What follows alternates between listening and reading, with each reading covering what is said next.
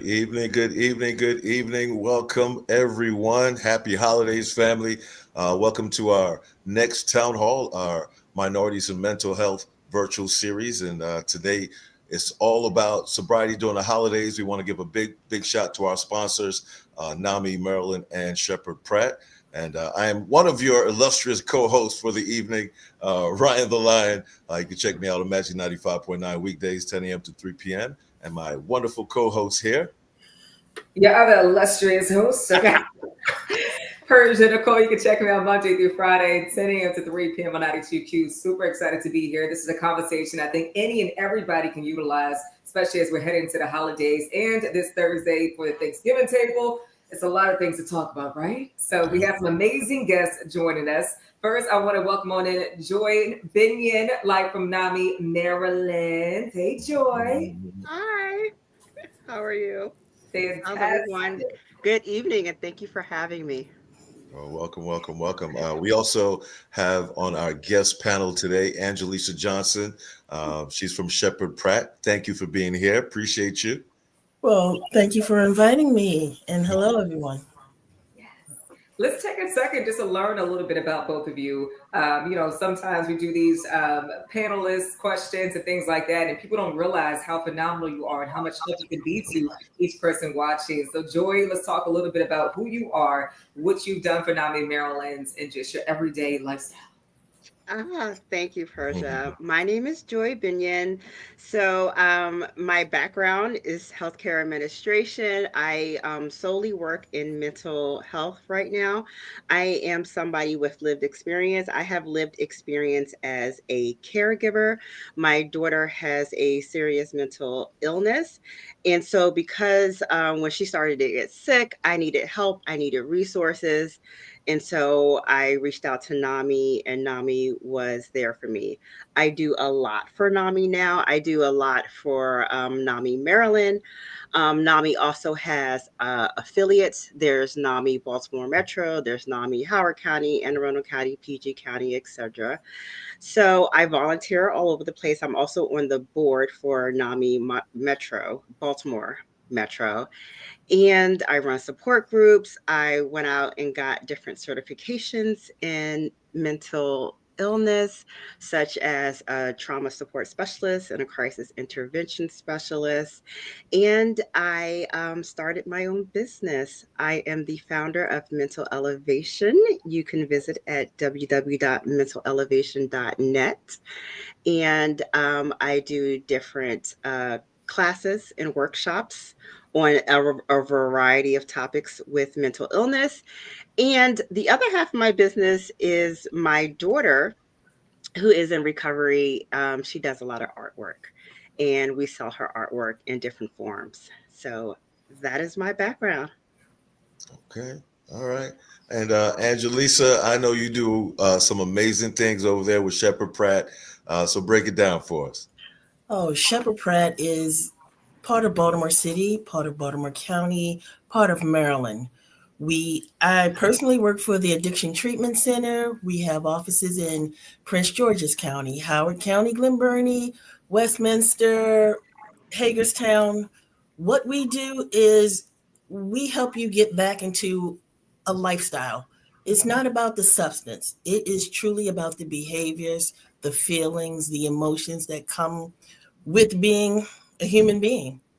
We understand that people are struggling financially with everything that's going on in the world. Sheppard Pratt has many departments, and we work as a team to not just address one issue. We do wraparound services. We work very well with NAMI and Roberta's House to deal with grief and loss. My specialty, addictions. I have a bachelor's of social work, a master's in addictions counseling, and we come from a place of harm reduction. I cannot tell an adult what they can and cannot do, but I can provide you with enough information for you to make a more informed choice. So this holiday piece, it covers everything. And there are many process addictions that are going to come up during this holiday. Absolutely. Do you all make like your holiday don't ask me questions? Like, I'm already going to Thanksgiving table protecting my peace. as we get into the holidays, you all said, like, you know what, if my aunt asked me this, I'm just already going to have this answer for her. Like, just so you automatically know. Do you all do that before you head to any holidays gatherings? Is it just me? No, Well, it is not I just don't you. think it's not just you. It's not. not just you. And I've come a long way. My answers have changed. Maybe 2 or 3 years ago, when my daughter was in the hospital, and they would ask, "Where is she?" She was in the hospital for, I think, 2 Thanksgivings, and I used to lie. I was like, "Oh, she's with her father."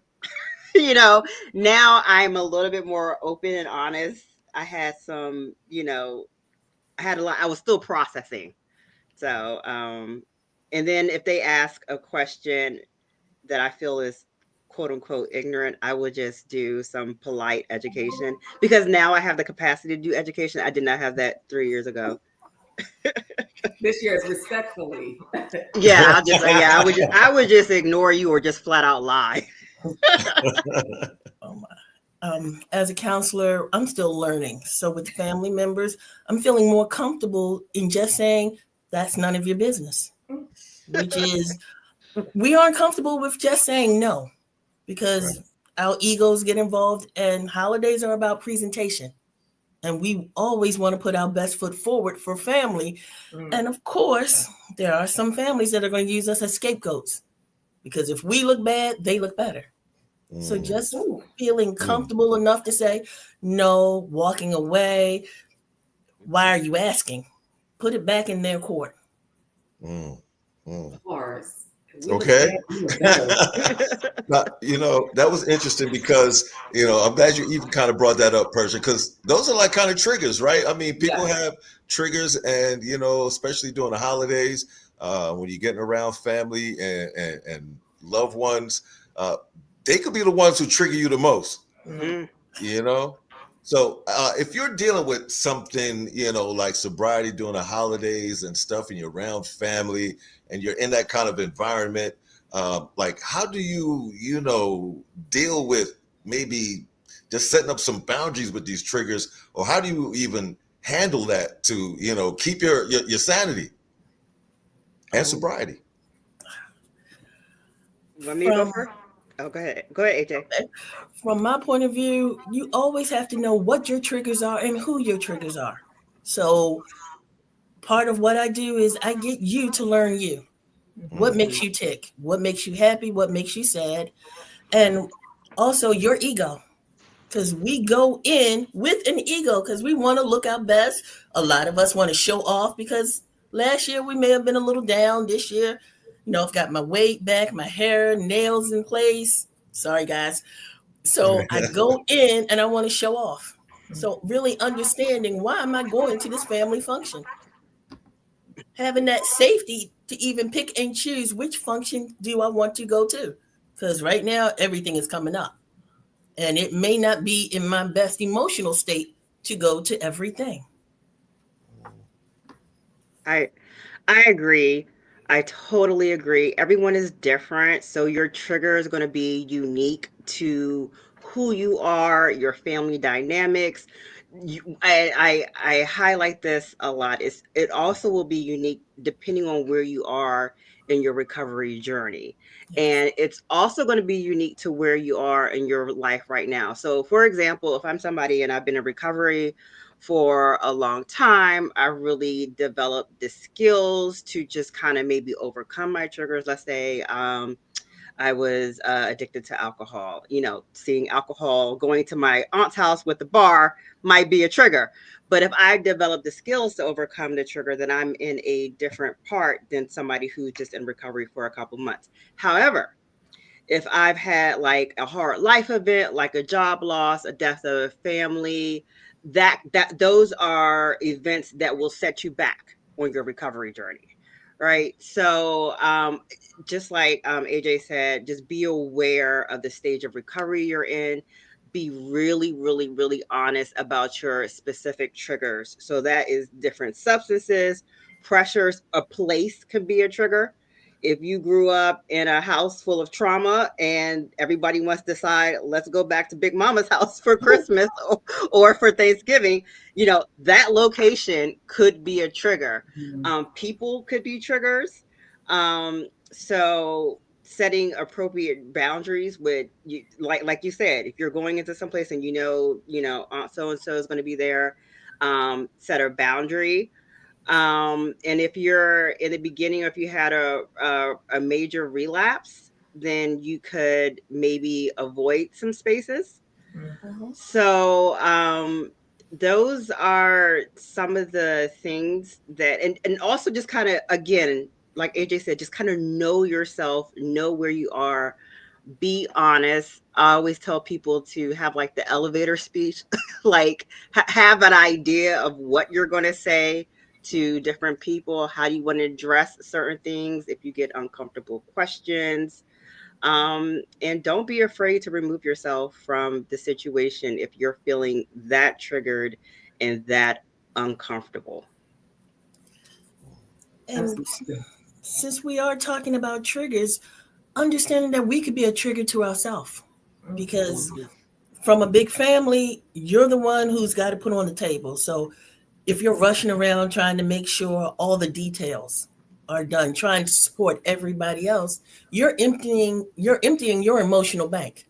So making sure you have enough me time, space, sleep, even pre-eating before you get to the big event, because going into, we have what's known as HALT: hungry, angry, lonely, tired. Being being just one of them changes your personality. Mm-hmm. Mm-hmm. Adding to the crowds, the traffic, Mm. anything can be a trigger. So understanding, what is your emotional support? Do you have an emotional support animal? So finding out if you can bring that animal with you. Do you have an emotional support friend? I have plenty of friends on speed dial. Talking to your sponsor or your psychiatrist or your therapist before you even walk in. Yeah. Like, okay, I need to replenish and get my head in the right space. Giving yourself the love, the peace, and the honor to Yeah. understand you've come a long way in your journey, whether it's the first day or the 31st year. And what do you have at stake walking into that room? Yep. Yeah. And I definitely, well, I always use the whole, I love the fact that you said that. I always would tell myself and my daughter, let's try to keep our routines as much as possible. We're going to go to support groups. We're going to go to therapy. Um, what is our backup plan? Like my daughter's backup plan is always, we're driving separately. She tells me that all the time. We're driving separately. You like your run your mouth. And she's honest with people. She'll say, and she says it so nicely. She'll say, yeah, my emotional battery, my social battery is coming to its max. Mhm. And everybody at this point, everybody just says, okay, thank you for your honesty. Yeah, my social battery is at its max. I'm just gonna go ahead and go home now. She's real honest and open with people. She's like, mom, you like to run your mouth. So that's always our backup plan. And AJ just mentioned it. Your support animal. We actually have a psychiatric service dog. Mhm. So, and my aunt will say, okay, he could come to the house. But it's conversations that we're having ahead of time, like, hey, here's what's going on with my child. I mean, a lot of the family know, everybody knows by now, but here's her dog. Do you need, what is the, how can we respect your house with the dog? But she'll say, come on, yeah, sure, the dog's trained. So yeah, she brings her support, and she might bring a friend. So I just Yeah. agree with every single thing AJ said. My daughter has also gotten to a place where she's going through her recovery journey, and at her request, because I used to, so her triggers will be something like, because she used to self-harm, so she used to break glass. We used to have to I used to have to lock up my um alcohol. I have a huge alcohol bar. We used to put locks on it, hide the knives, hide the glass. But she said, look, you can't keep hiding everything from me. Mm. Right. I'm just going to have to learn. Because when it comes to sobriety, people may rehearse avoiding exposures, avoiding difficult conversations, avoiding triggers, avoiding discomfort. And that may be what you need at the time. However, my daughter was just like, I want to work on it. I want to build the psychological muscle, build the capacity to stay grounded when I'm in front of my triggers. And this is what she wanted. She's like, because it's impossible for me to avoid everything. It's impossible for you to go around and for our family members to go around and hide all the glasses and hide all and lock everything up. So she said, I want to build my distress tolerance. I want to build the skills and I want to practice. So when we go to holidays, when we have all this, I'm practicing. It's the classic exposure therapy. Yes.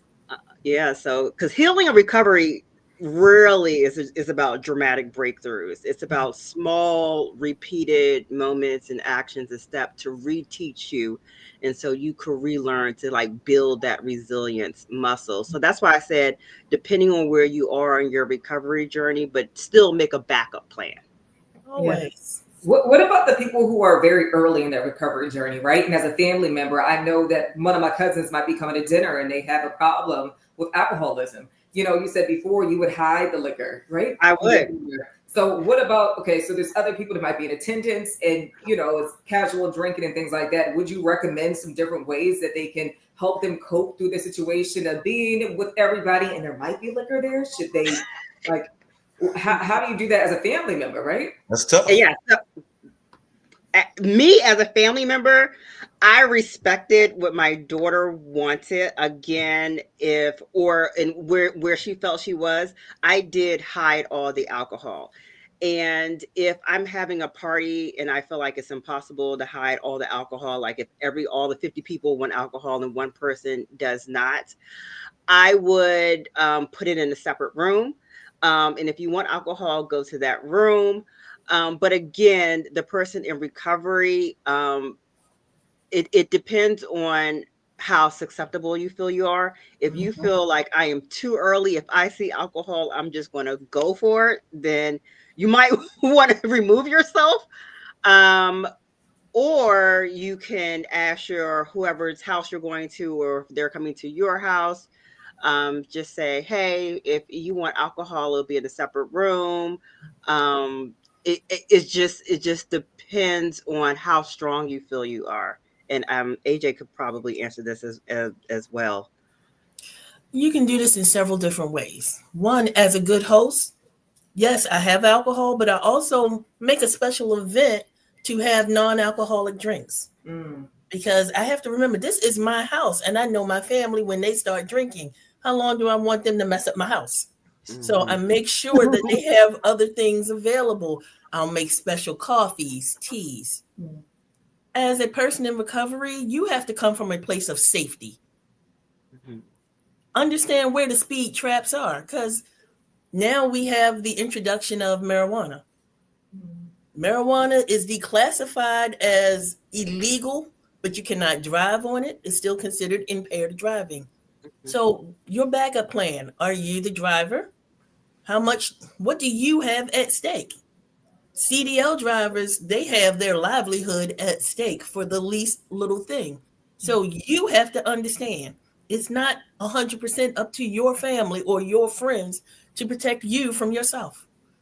Like Miss Joy said, her daughter took the accountability to say, this is my problem. These are my solutions. I want your support, but she still has to do the work at the end of the day. That is so right. I tell my family members and support groups all the times, I'm like, you are supporting your loved one, but they have to show up for their own rescue. I said, you cannot drag them. They have to show up. And and my daughter, she was smart enough to say, okay, yes, I want to. Because I mean, she's right. It was impossible for me to hide everything. Just I don't want everybody to hide, and it's also stressful for the family members. I had a Halloween party once, and we had a game full of shots, and one person couldn't drink, and and I said, fine. Like AJ said, I did a substitute. They took a shot of pickle juice. So I we did try to accommodate those who definitely respect. If someone says, that's another thing. If someone is honest with you and say, "Hey, I'm trying to stay off of alcohol right now to help your family members," don't be like, "Oh, come on," pressuring them. "Oh, what happened? You used to be so great back in the day." Just respect it. All right, you sip on your cranberry juice or whatever their drink or whatever. But that's one thing family members could do. If somebody says they don't want to do whatever substance, they don't want to smoke, they don't want to engage in whatever activity because they're trying to be better, absolutely respect that. Mm-hmm. And it's not just take one. Like I'm just like, no, leave me alone. Leave me alone. Take a sip. Yeah. I hate to say this, but your addictive behaviors are like being on a diet. You do so well, but then you throw in that cheat day. What does that cheat day cost you in your behaviors, in your planning? For me, if I cheat on my diet, I go back to being 300-400 pounds and I won't go back. So really holding on to your principles. If you want your sobriety, you will fight tooth, nail, grandma, grandpa, because at the end of the day, that's your money. And if you live in Baltimore City, there's a liquor store on every corner. There is CBD everywhere. Yeah. So you may have to invest a little bit more time to make sure the sweet potatoes don't have brandy flavoring in it. You may have to just not eat at a particular person's house because they have cooked with every alcohol you can find. So right. I love you. I'm showing up for you, not the food, just for you. Hugs, kisses, and then you roll out. And all this takes practice. Being in recovery is a skill because even if people always say, when you know better, do better. And I always tell people there is a whole journey between knowing better and doing better. And your brain is naturally lazy. It takes the path of least resistance. It likes patterns. And to break, and even if the patterns are negative, even if the patterns have been completely destroying your life, that's what it goes to. And it takes a lot to undo that. One of my favorite sayings is the illiterate of the 21st century aren't those who can't read or write, but those who can't learn, unlearn, and relearn. There's a lot of patterns and behaviors that we have to unlearn and relearn healthier ones. And that is not easy. It takes so much time, but the more you do it, it's just like working out. Like I'm fasting. I started to fast in order to lose weight. The first week was hard as hell, but the second it got a little bit better. So it's building more muscle memory. And so, I tell people, and this is what my daughter has also learned in therapy, which is why she wants to do the whole exposure therapy. She was like, I need to build the strength to the strength of resistance. I can't avoid everything my entire life. Especially if you have a food addiction, like there's no way you can avoid food, right? You have to build the discipline. Right. Motivation gets you there, but discipline keeps you there. So that's what I tell people. It's interesting because I'm a youth football coach.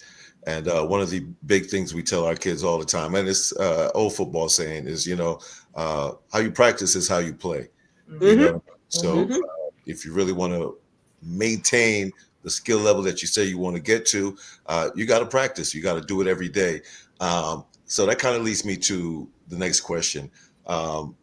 Developing that routine, developing that structure, developing that environment, that kind of discipline that it takes, to maintain your sobriety. But then here comes the holidays, right? Here comes all the invitations. Here comes all the parties. Here comes the friends calling. It may be easier said than done to be like, yeah, I'm not going out. But how do you, tell someone or what can someone kind of utilize to kind of maybe cope through all of that, and still maintain? Really understanding what FOMO is. It's the fear of missing out. What am I missing out on? I see my friends all the time. We go out to eat all of the time. I know I work 7 days a week. I'm looking forward to Thanksgiving because it's the first day I don't have to answer the phone and I can get some sleep. So, what you doing? I'm sleeping. And that is more important because if I don't have enough sleep, the emotions and the words do not match, and the anger may cut in a little harder. So, having that mercy and that honesty with yourself, I need a break. Mm-hmm. I can see them the day after because a holiday, yes, it's a special event, but it's just another day. It's just another day. So, you know how we changed from going to Walmart and breaking down the doors on Black Friday? You can change because you've done it every day of the week. We weren't born with addiction. We had to learn the behavior. Mm-hmm. So what am I missing? Nothing. I mean, honestly, if you really take it, and again, at Sheppard Pratt, we do things from harm reduction. So we look at, well, how much money are you going to spend in gas? How much just driving on that day will your insurance go up if you have an accident? Mm-hmm. And we're not going all of these extravagant. We are just talking about the day to day. Can you take a day off from work? Because generally Thanksgiving, you have stuffed yourself. Getting up to go to work the next day, kind of hard to do. But I need my job. So what is more important? Well, sometimes you don't have a fear of missing out the next day not going to work. Sometimes it's okay. You're gonna feel that when you see your paycheck and they don't pay for that day. Right. And I say that all the time. People, it's natural to want like short-term relief over long-term consequences, but so many people don't think long-term. Like, if I do this now, what could be the end result? Like, I had to learn that. I'm like, okay, if I get up and go to this party now and this party, I won't be able to. You have to just be honest with yourself and say, look, think about the long-term consequences. But when it comes to routine, so I'm a certified trauma support specialist, and when you look at trauma-informed care, structure and routine are huge. There is a role of structure and predictability in any type of healing, any type of recovery. So when life feels unsafe, structure builds safety. They're restoring coherence to a system that seems kind of out of control. So what this means is that I really tell people, stick to a structure, especially if you're in recovery. Stick to routine. Routines are a great way to build structure. Like AJ said, routines like regular sleep, consistent meals, knowing yourself, setting realistic expectations. What happens is people do not set realistic expectations. Focus on maintaining consistency rather than the whole FOMO, rather I gotta get in here. Like, again, long-term consequences should outweigh short-term relief of the FOMO, relief of the urge. But at the same time, I would tell people to be flexible, because a lot of times things don't go according to plan, but try to plan them out. Everything is not going to go completely according to plan. Especially if the holidays, you might be told that one trigger cousin's not going to show up, then they do show up.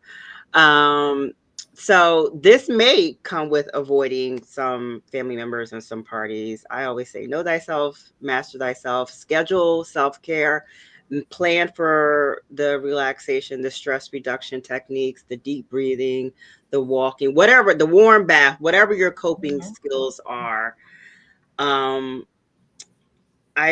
would also set boundaries to keep routines. You can be firm, be kind, but be firm. It's okay if you can't commit. It's okay to say no to some events. But yeah, that's what I would tell people. I think that, like with COVID, it was a terrible time for all of us, but it was that perfect time to be like, well, who all gonna be there? Because like, there are too many people, like who all gonna be there? Like, but you can still use those different things. And I feel like also like to piggyback off of that, when you feel like you're not supposed to be in that space, that's when you know. Like, I've been in spaces before, and not even when it comes to, being sober and not sober, but more spaces where you just know you don't belong. Like, it's just something about the feeling. It just doesn't feel like I belong here. And those spaces. Everybody knows where they don't really belong at. And you'll feel it on the inside. And listen always to yourself, because yourself is always most likely going to direct you to the best places you should be at. And what has helped me? I've had an advocate. Like my husband, if I whisper to him, I don't want to be here. It's like he'll stand up for me. He'll speak for me, or he'll, make the excuse for me. I think having a supportive person, understanding, where you are, I understand where my daughter is. She'll keep texting me, I want to leave, and it's up to me to say, okay, let's go. Right. I think having an advocate or a supportive person would be helpful. Yeah. And I think that we talked a lot about like gatherings with our family or just friends and things like that. But there are a lot of people that during the holidays, they're by themselves, right? It can be loneliness or just isolation because they chose to do those things. But how can individuals in recovery handle being lonely or isolation that might come up during the holidays? What would you say to those people that are watching right now? This is still a special event for you. Take yourself out on a date or make your home environment something special. Do something different that you don't usually do. You get to sit home and watch TV that day. So find the things that you really have missed seeing. Put all your movies, get your popcorn seasonings. The Amish market is open today and tomorrow. Go up, make yourself a special meal that you didn't have to cook and sweat over, so that it's still a special day for you. I would 100% agree. I also would say, I will also tell them that they're not alone. A lot of people feel like this, like holidays. A lot of people love them, but they are very stressful to so many people, between spending money, getting together with family that you haven't seen in a long time. And if you lost someone, whether they actually died or you actually broke up, you can feel extra alone because it's my first holiday. It's another holiday without my loved one. So I just want to try to normalize that holidays are, not the greatest time for a lot of people. And I would just say implement some of your coping strategies. If you can, even if it's just you and one other person, you can do that. You can go to a community group. I know some people in recovery on Thanksgiving like to volunteer at a shelter. I would, as AJ said, make time for myself. Don't make such a big deal, like, oh my God, I'm alone. It's reframing your thoughts. Like, it's a holiday, but at the end of the day, it's a day. If you can find at least one person, or if you can be comfortable sitting with yourself, giving yourself some compassion. Like, I wouldn't say sit with yourself and, think about how you're a loser and you're this and you're that, and give yourself some compassion, practice gratitude, and find gratitude in whatever that you could find it in. Even if it's, okay, I'm grateful that I'm not at my family because it's going to keep me on my track. I'm grateful that I've come a further step in my recovery journey. I whatever is practicing compassion and kindness and affirmations. That's what I would do. And having a purpose. A lot of times in NA and AA, they talk about going out without a purpose leads to mindlessness. Without the NA and AA, there are some people who say, I don't have addictive behaviors. When you go shopping without something in mind, you pick up everything. Mm-hmm. So understanding I'm home on this day for what reason? And to recharge my batteries. Some days, and we see all the cute little t-shirts on Facebook. I can't people anymore. I don't want to adult anymore. So look at this holiday as your day to be irresponsible. I don't have to get up at 5 o'clock in the morning. I can stay an extra hour in bed. This is a treat. Get to know your neighbor. I leave out when it's dark. I come back when it's dark. So who lives next door to me? I'm not sure. So that may be the opportunity for you to knock on the door and say, hi, how you doing? Not that you're holding a long conversation, but how often are you in that high price home you spent a lot of money for? Mm-hmm. Mm-hmm. I've seen people take themselves out to dinner on Christmas and on Thanksgiving. And AJ said this earlier, but I always say that life is like a bank account. You have withdrawals and you have deposits. Life is going to withdraw from you. You need to do something for yourself, whether that be, you know, girlfriends or a spa day or just reading a book or a nice bath or some aromatherapy or yoga or meditation or exercise. Something needs to be deposited in you, or else you'll withdraw. And you overdraft. That's what I meant. You overdraft, and if you overdraft, then you're just no good to yourself, and you're no good to your family members as well. Now, I have to admit, I work with a lot of guys, so everything Joy just said, they would consider, oh, that's a girly thing.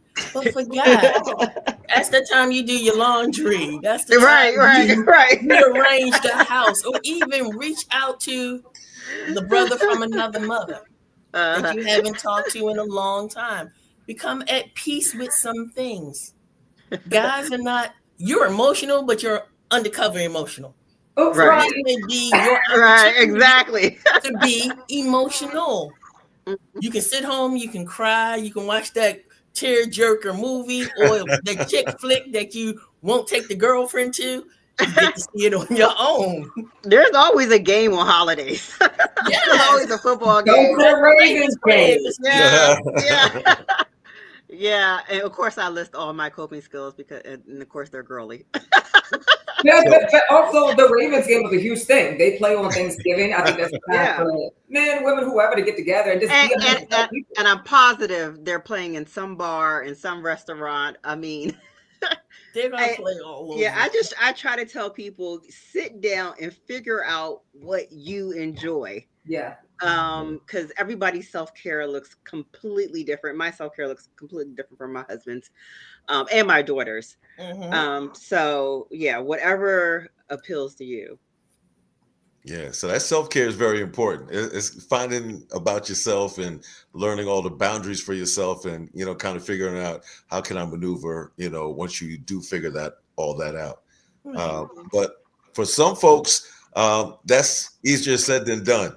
A lot of folks, they may try, they may attempt to do it, may start off pretty good, but then maybe some kind of pitfall, some trigger or something, and they break down and relapse or go back to some old bad behaviors. What can you tell folks to kind of try and, who do go back, to get back on the horse, to get back and try it again? Love yourself. Mistakes happen. Learn from that event. That was a trigger you did not identify. So identify what happened. Become Columbo or Angela Lansbury and examine what happened. Can those situations be recreated? And if so, you start writing your if-then-else plan. Because we're human. We are human, and we have been taught for a long time. If I put a little bit away here, I can do this another day. Okay, it doesn't always work when we have the pressures of adulthood. Did not come with a book. It didn't tell you how to deal with the emotions that are going to come up. We went through COVID. Didn't teach you anything. There was no book on that, and we still have not fully expressed that grief, that loss, that change. And now you want me to act like everything is okay. Mm-hmm. So understanding who you are from a safe place. I'm a big thing about journaling. Yeah. One of the best albums I've ever heard was Eminem's Recovery album. Those were his journals. We all have a story to tell. Tell yourself, what is your story? And I 100% agree. Honestly, relapses happen, right? They happen. I always getting back up and moving forward. I tell people this all the time. Healing and recovery, they're not linear. People think they are, but they are not. You can sway left, you can sway right, you can come back, you can take 2 steps back, 3 steps forward. But when my daughter used to relapse, maybe with the self-harm, I would do harm reduction. And I said, let experience and moments teach us and not torment us. Because a lot of times when people relapse, there's this whole period of feeling guilty afterward. There's guilt, there's shame. I fell off the horse. But reliving and rehashing doesn't help. But you can analyze and say, okay, well, what was it? What triggered me? What specifically triggered me? How did I get here? Why did I relapse? A lot of times when I see people relapsing, it's a major life that I lost a job, or I got in I got in an argument, I broke up. It's, something really big, and it's a coping skill, right? Addiction is a coping skill. I typically say, don't ask what's wrong with the addiction, ask what's right with the addiction. In other words, what are people getting from the addiction? They get a temporary sense of relief, a temporary sense of peace, calmness, a sense of control. Most of the times it is a coping skill. So if you fall off, or if you relapse, I should say, I would say, okay, well, what prompted that, right? And why I felt it was so much pain that I needed to go to my old habits, my old coping skills, my old maladaptive, I would say, coping skills. But yeah, and then kind of see where that is and let that moment teach you and try to keep it from tormenting you. Because when you spiral in guilt, I never see that actually end up okay. But yes, like AJ said, self-compassion. Self-compassion. Unfortunately, relapses happen on the recovery journey, but just self-awareness and figuring out, what happened. Yeah. What Aaliyah say? Dust yourself off and try again. Okay. Yeah. Again. All Right? we can do. Yeah. And even what you mentioned, AJ, about the music, Eminem's album Recovery, I think it's about being intentional about what you put in your spirit and the music that you listen to. Like if you're going through a heartbreak, don't listen to Summer Walker's album. Okay, just don't. Don't even do it. Like, you know what I mean? Listen to something that will help you spiritually, uplift your spirits a little bit. Like, we don't want to listen to Jasmine Sullivan bust windows out the car. We want to be more intentional. Please don't. It's not that we don't want to listen to it. We don't want to act on it. Don't want to act on it because some of the words she said, she was hurt. She was angry. Yeah. Because, we listened to Shaggy and he said, don't believe your eyes. It wasn't me. Right. But expressing yourself or having somebody else express what you are going through. Yeah. And being safe enough to talk to people. Working at Sheppard Pratt, I'm considered a dual diagnosis because I do mental health, but my specialty, addictions. And families always say, well, how do I talk to them? They are human. They are your loved ones. You knew them as a child. Talk to them, not at them. Have that discourse. And it's an interactive conversation. A lot of times My family meetings start from a place of anger because the disappointment, the expectations. I love you. 4 little letters that take a person to a different plane and have a peaceful conversation. Understand that we're human. It is a skill to just piggyback on what AJ said. Speaking to them from a place of compassion. Yes. When people relapse, it is so easy to judge. It's so easy to be disappointment to be disappointed, and if you're disappointed, that's natural. I always tell people, don't judge your feelings, judge your actions. If you are disappointed that your loved one relapsed, that's fine, but I would say come to them for through a place of compassion, just like AJ said, like, and it's active listening. When they're speaking, you can hear like where their mind is, kind of what happened versus listening to respond. I try to practice reflective listening with my daughter. So when she says something, and I'll say, so what you're saying is, am I understanding you right? And I tell you, half the times I'm not understanding her right. She'll say, no, that's not what I said. So that's why I'm trying to do more reflective listening, because what she's saying, I'm not interpreting right. But yeah, I try to come from a place of compassion if she if she were to relapse. And understanding that we are not our diagnosis. Our diagnosis are the symptoms that we have experienced. But we don't call a cancer patient a cancer. Right. We don't call a person who's having tooth pain a pain. Right. Right. I say that all the time. Mental illness is just that. It is an illness. Even addiction, it's a disorder, right? Right. But people treat it like a character flaw or moral failure, a complete weakness.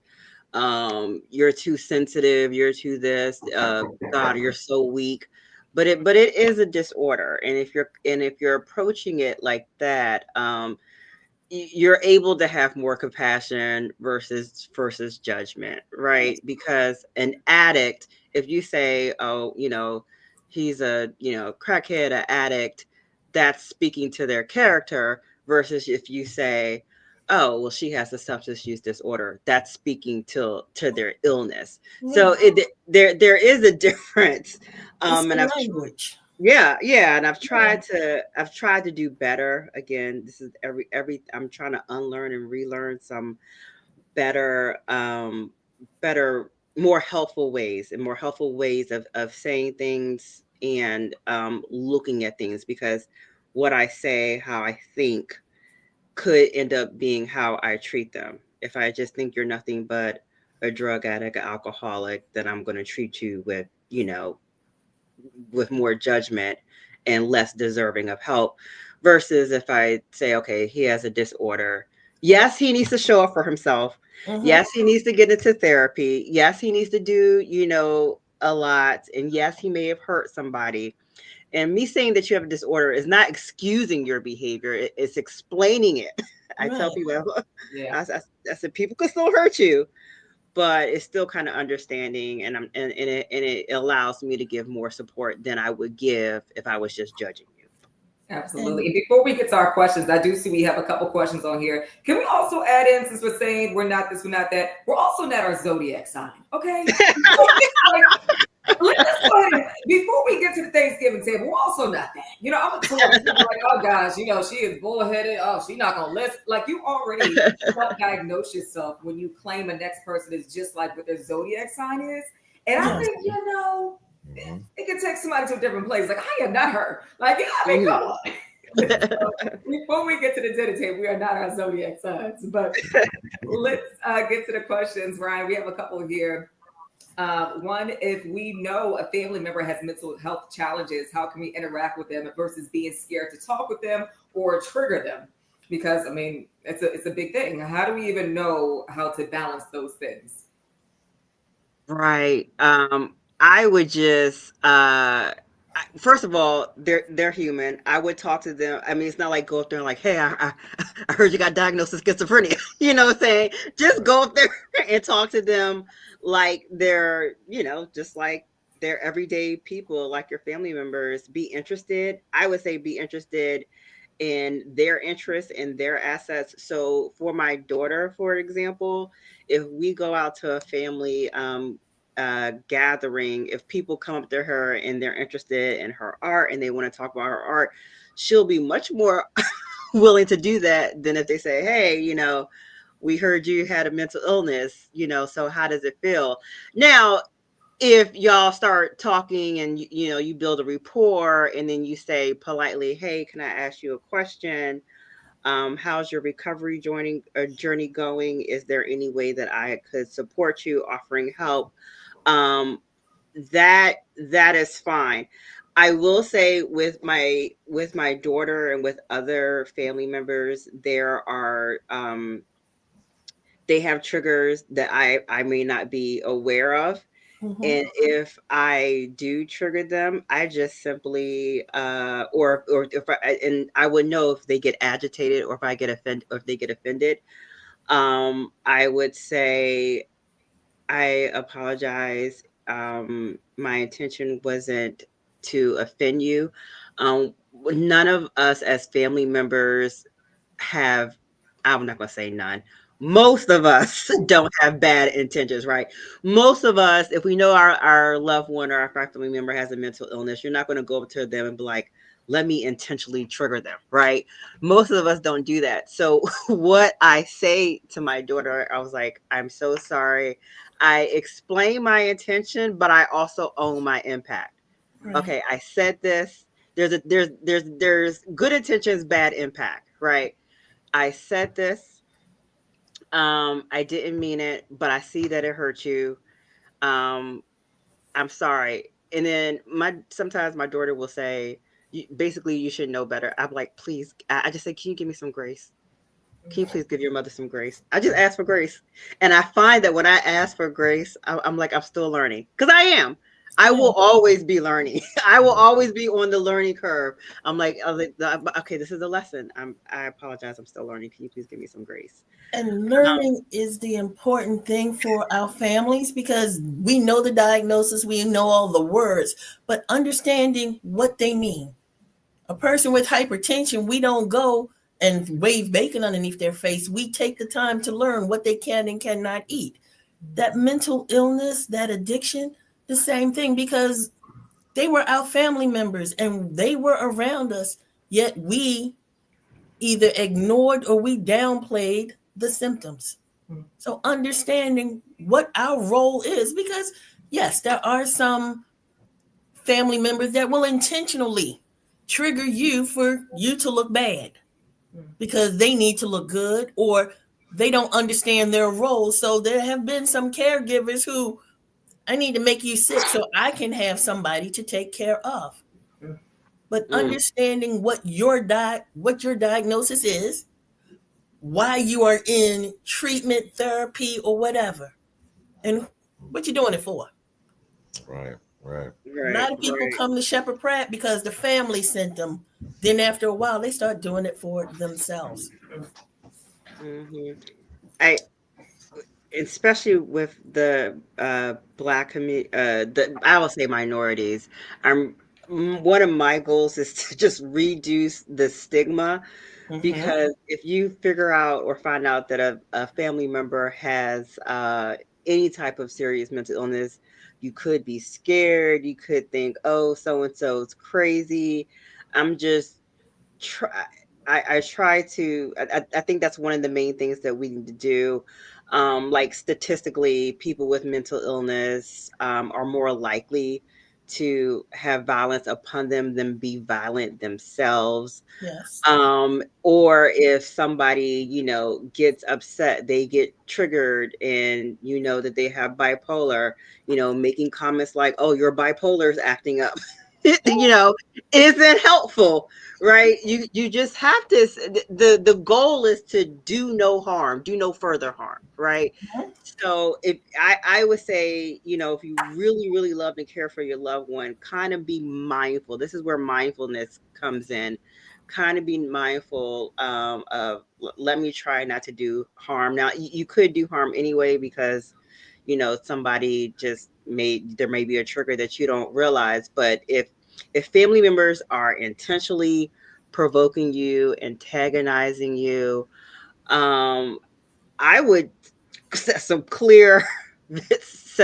hard boundaries, right? Like maybe just avoid them if you just know that they're not at the place where they can respect you. I would set some hard boundaries. And as a family member, knowing what are you afraid of? Are you afraid that they are going to pull your addictive behaviors out or your mental health issues out? Because some days, especially in certain cultures, the family cover-up has gone on for decades. We've always had that one family member in the corner with their bottle and everybody's whispering, just leave them alone, they'll be okay. Right. And that 100% AJ was my family. but see, that's how I try to help break the stigma. Like family members, my daughter isn't the only one with mental illness in my family. Right. And when I started saying, hey, my child has mental illness, other family members said, really? Because so-and-so has it, so-and-so, I have it. Didn't people started opening up. And I am so proud of my family. I'm giving a shout out to my family because they have actually learned, and they're encouraging me, like all this. They were like, oh my God, Joy, you're an advocate. We really love what you're doing. And I tell you, I'm not getting ignorant comments. So my family is an example of families who can learn.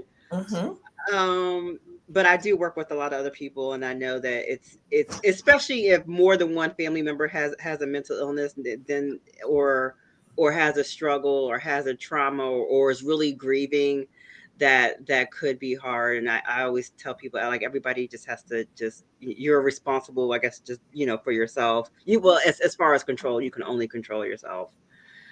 Now, what about a family member who doesn't believe they have a mental illness? Great question from Blue Devil 1914. Yes, what are some strategies that you could use to try and help a family member who doesn't think they have any mental issues? Not at the. We don't have a whole lot of time left. Right. So there's an actual medical condition called anosognosia. And that is the belief in a lot of people, not a lot, but a good number of people with schizophrenia and bipolar with psychotic features actually has this, like, if you say, hey, I think you should see something, I'm not sick. I'm not the one who's sick. You're the one who's sick. I don't know if bringing that up at a family, like a big family Thanksgiving, unless they're doing something really odd, really out there, really disturbing everybody. But I know when somebody's really agitated or maybe in a crisis, and then you're yelling at them, you have bipolar. It just doesn't help. This is what I tell my support group.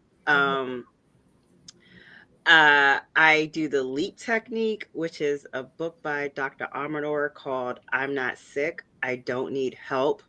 LEAP stands for Listen, Empathize, Agree, and Partner. So if you have a family, and I've actually had this, if you have a family member in your vicinity and they're talking to themselves or they're talking to somebody, and you're like, yo, so-and-so is talking to somebody that's not there, we just left them alone. But if they come, like, let's say they're talking to somebody who's not there and they're like yelling at them, I would say, I would go to them and I would approach them and I would say, like, what's going on? And they saying so-and-so is getting mad at me and that person doesn't exist. I would just listen. I would listen. Absolutely. So what you're saying is, and I would empathize with the core feeling that they feel. So if they're getting out of hand at a family gathering, they're either angry or scared. Let's say you have somebody with schizophrenia and they were living on the street for a while and now they're in your house because we invited them to Thanksgiving. Well, one of the reasons why they were living on the street is because they don't want to be in the house because, you know, the government has put devices in the house, they're listening, and then they could become paranoid. So if they become paranoid in the house, I would use the leap technique. And if it's just too much for them, then I might get them out of it. Even if they say, I'm not crazy, I'm not sick. You're the one sick. Like I don't argue with, I've learned do not argue with people because it's your truth against their truth. And if they're delusional and if it's a fixed delusion, there's nothing you can do about it. Absolutely. This has been phenomenal. Of course, Minorities and Mental Health, preparedness for the holidays, sobriety during the holidays. Shout out to phenomenal sponsors, Sheppard, Pratt, and NAMI Maryland. Joy and AJ, thank you so much. Before you go there, really quick, can you share some resources both Sheppard, Pratt, and NAMI Maryland has? I know from NAMI when it comes to the helpline, when it comes to all the different affiliates in the areas. Can you talk about that really quick? So NAMI's helpline is 1-800-950-NAMI. So that's 1-800-950-6264. There is a NAMI affiliate in most of the major counties. So there's PG, Howard, Baltimore, Anne Arundel County, and they have helplines for resources, support groups. I run a family support group. If you're a family member and you're saying, I have no idea how to speak to my loved one, coming into support groups, sharing your story, it's good for you to vent and know that you're not alone. If you have a mental illness or an addiction, I would suggest you go to a NAMI support group. They're called the Connection Support Group. Very good support, help you stay accountable, and also help you not feel alone. Yes. Sheppard Pratt, we are affiliated throughout the state of Maryland. You can either reach us through shepherdpratt.org or at 410-938-3000, or you can reach out to our communitytreatment.org email. We have services. We have 1,001 locations. If you are in an immediate crisis, there's Baltimore Crisis Relief. There's 211. Please, whatever you do, do it from a place of safety. Right. And please reach out to the sources. We call it the decade of silence. Usually it takes people have experienced mental illness symptoms for 10 years before they typically get treated. There is no shame in it. And the earlier you can learn coping skills and the better you can manage your illness. Thank you both so much. We appreciate it. This again, important discussion, and I just want to wish everyone a happy, safe, and wonderful holiday. Blessings to you and all of your families and everybody listening. Thank you so much. Thank you. Happy holiday. Everybody.